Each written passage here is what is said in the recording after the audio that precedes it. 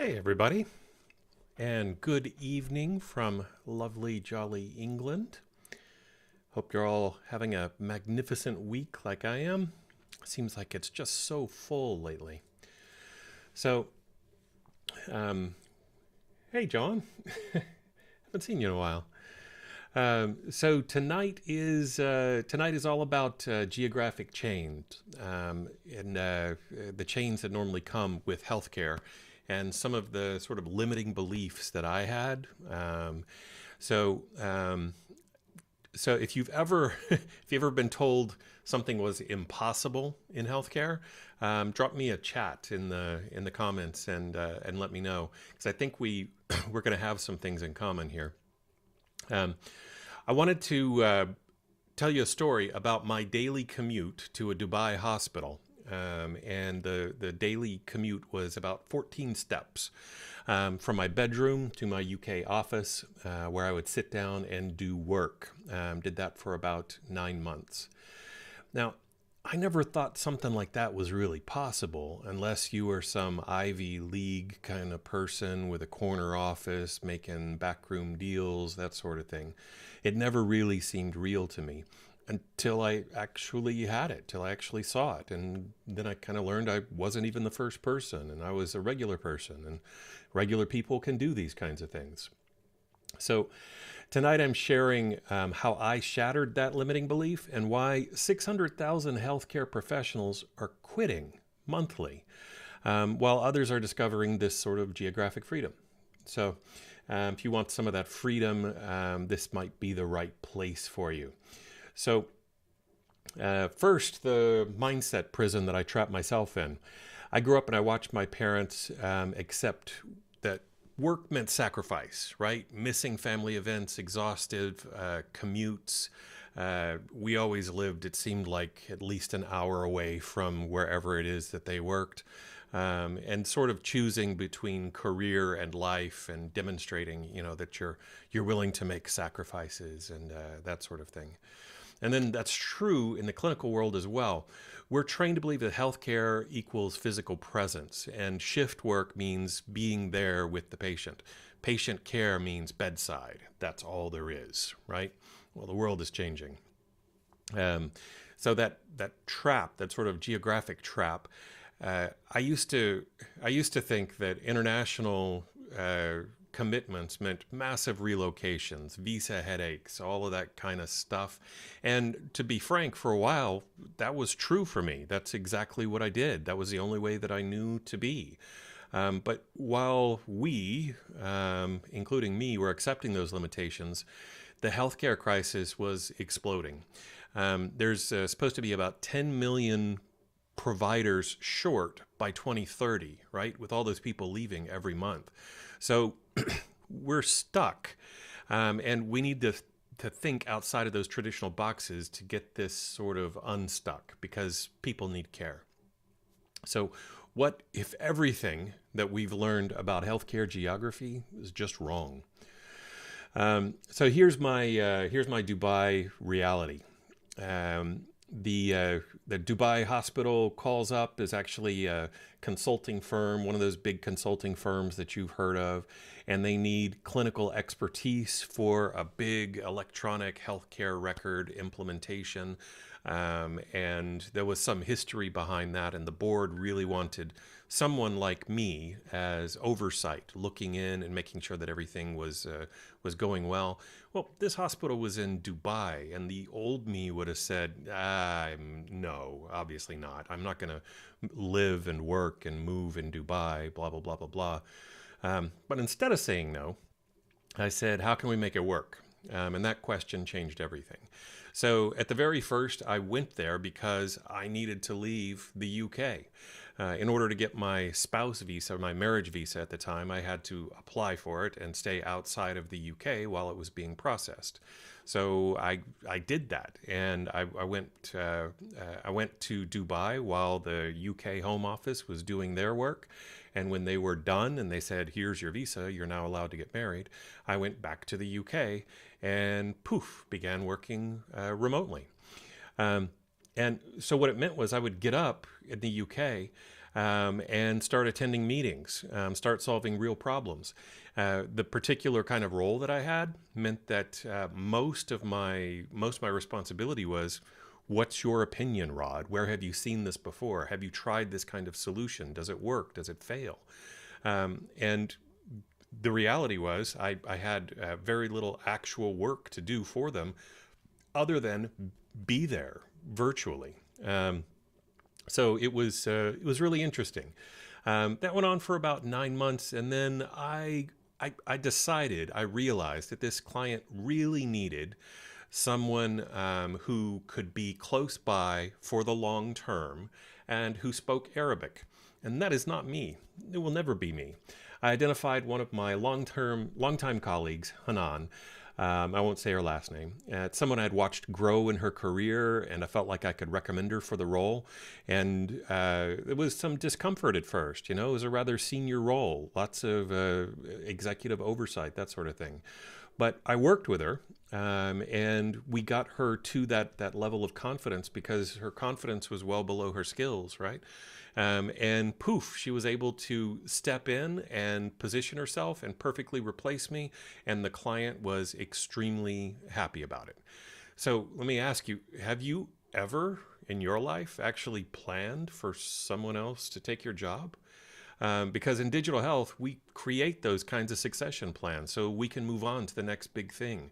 It's an abundance kind of mindset. It's the opposite of a scarcity kind of mindset. I'm confident that I can get the next job, and I want to do the right thing, the best thing, wherever I am, whenever it is. So why this matters. At this moment in healthcare, we're kind of at a breaking point. Those 600,000 healthcare workers are leaving monthly. That's a lot of people. That's 10 million shortage by 2030, 100,000 shortage by next year. The system is simply hemorrhaging talent. So right now there is a shift going on, and AI is becoming standard. 75% of physicians are now using it. And telehealth has become normalized since COVID, right? It's everywhere. Remote monitoring to support telehealth is exploding. This year, actually, telehealth hit $30 billion in market valuation. That's huge. And the hybrid jobs spawned by that jumped 15% to a total of 24%. It's gigantic. So companies need this clinical expertise, and the location where you're living is irrelevant. The knowledge that you have is exactly what they're looking for. So right now, it's clinical professionals that have this leverage, this advantage, and your bedside experience becomes sort of a golden ticket to the experience and that companies are looking for, and the pay and the lifestyle that perhaps is a better fit for you. So what are these skills that unlock a sort of geographic freedom? Well, clinical translation. I mean, think about any time you've had to explain a complex medical concept to a family member or a patient. They're not clinical, right? So you've got to be able to explain it. This is priceless. You've got to be able to do that for all your non-clinical team members. They have no idea what's going on without you. And systems level thinking. You understand patient flow, workflow optimization. Why? Because you've lived with the bad parts of it. You know what's really going on. And then there's a cultural bridge building here. So working across time zones and cultures, it makes you invaluable to international healthcare projects. There's a technology integration as well. Learning digital health tools, it's not about coding, but your understanding about how to use the tool in order to get the job done. In the same way, I don't know how to build an engine from scratch or design one, but I'm just fine driving the car. No problem. And then these skills that I'm talking about, these are something you learn in a matter of weeks. It's not years. The clinical skills are the hard part. That's what takes so long to get. Everything else comes easy. The impact on my family, it meant that I was able to be at home in order for my visa to process and get married when we decided to get married. The business opportunity for me, with the clinical expertise, on the global stage, my expertise became the commodity, and you can actually create pathways for others too, the way that I did with Hanan. Um, I transitioned Hanan into my Dubai role. It wasn't me losing an opportunity. I gained a network connection and I freed myself for the next big thing, and some other opportunities that followed here in the UK that I couldn't have taken if I had maintained that particular job.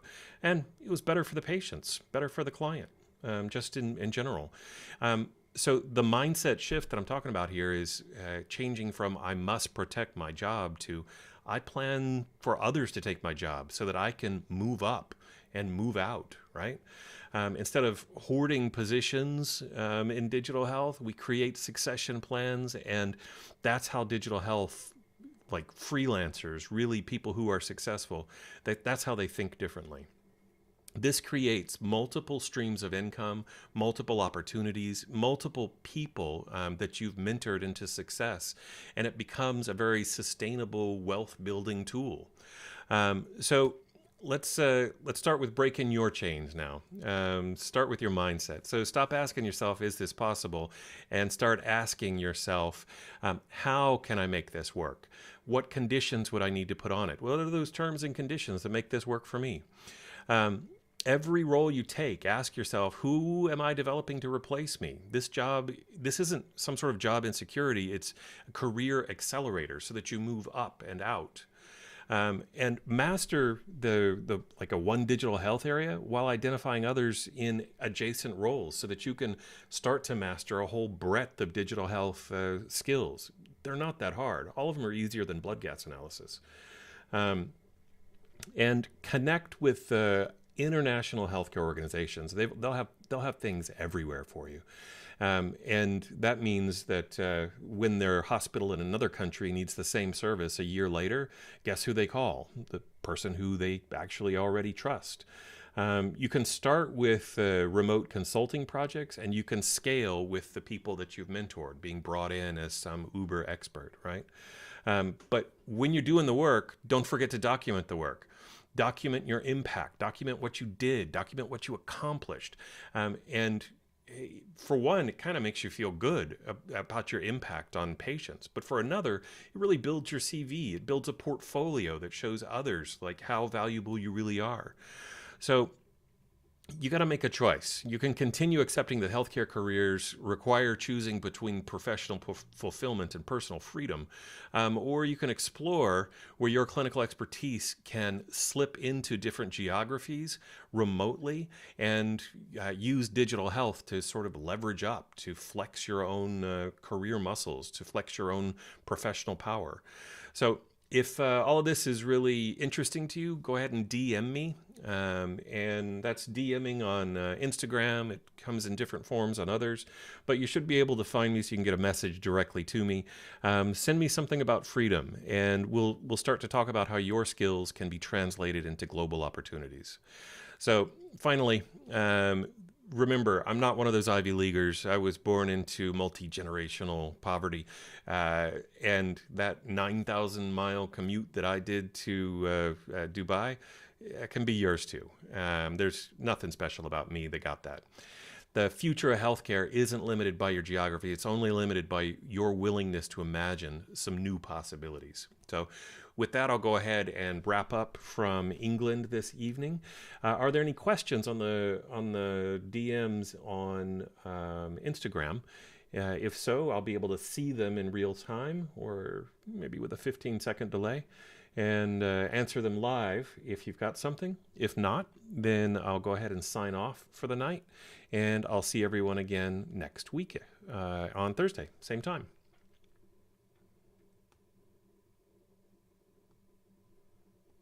All right. I'm not seeing anything come through as far as questions just yet. Sometimes people are afraid to ask questions in front of other people. That's fine. You can DM me something. It doesn't have to be politically correct. It doesn't have to be, it can just be real, right? Just people talking to people. So I look forward to seeing you next week, and it's dinner time here in England. Good night, everyone.